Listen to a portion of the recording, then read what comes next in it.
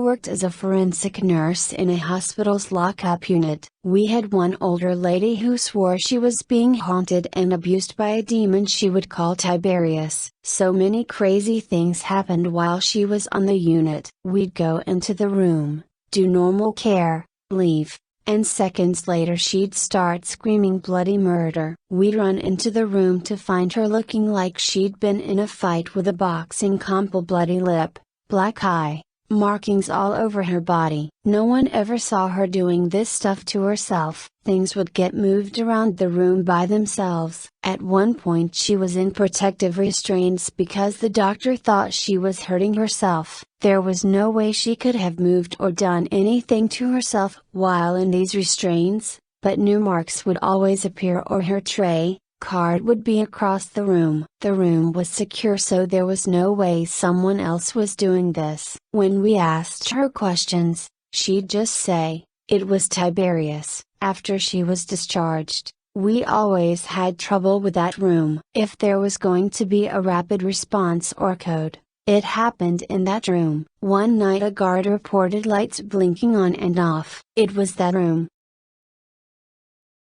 Shortly after college, I got married. We immediately moved into a basement apartment because that's all that was available within our budget. This place had a poltergeist, and my wife was terrified. Whatever resided there with us made it clear it wanted to live alone. Dishes, glasses, and other items would fly off the shelf. My wife was hit several times. There was always an ominous feeling like we were being watched. At night when we walked through the apartment in the dark, there would be insanely bright flashes of light that would illuminate the entire room. One night while we were going to bed, as soon as my wife and I walked into the bedroom, we heard a voice from nowhere say, "Jake, move." My wife looked at me. I looked at her. I said loudly, "You've got it, bud." We moved out 2 days later and stayed with family. The old lady who owned the place died a few months later, and the house was torn down. It is still an empty lot to this day, nothing but grass and a tree. I still drive by it every now and again.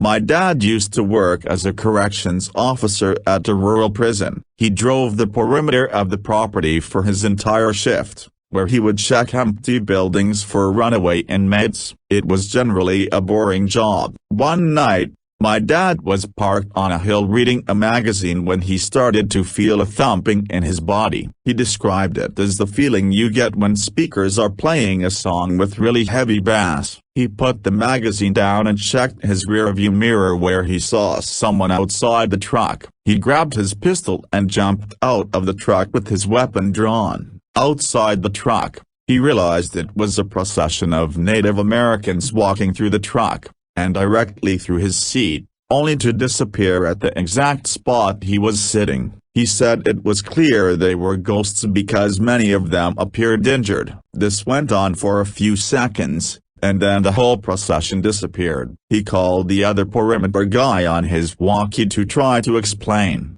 and the other guy almost immediately stopped communicating. Turns out the other guy had seen this happen before but didn't believe in ghosts, so he wouldn't talk about it.